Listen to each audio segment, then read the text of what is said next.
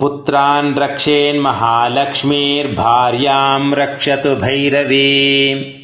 पन्थानं सुपथा रक्षेन्मार्गं क्षेमकरी तथा। राजद्वारे महालक्ष्मीर्विजया सर्वतः स्थिता। रक्षाहीनं तु यत्स्थानं वर्जितं कवचेन तु तत्सर्वं रक्ष मे देवि जयन्ती पापनाशिनी।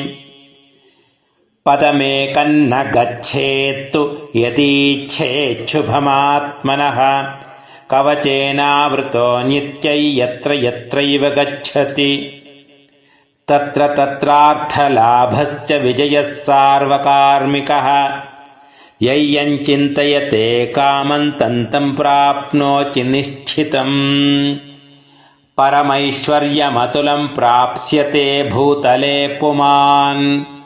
निर्भयो जायते मर्त्यः सङ्ग्रामेष्वपराजितः। त्रैलोक्ये तु भवेत् पूज्यः कवचेनावृतः पुमान्। इदं तु देव्याः कवचं देवानामपि दुर्लभम्। यः पठेत् प्रयतो नित्यं त्रिसन्ध्यं श्रद्धयान्वितः दैवी कला भवेत् तस्य त्रैलोक्येष्वपराजितः।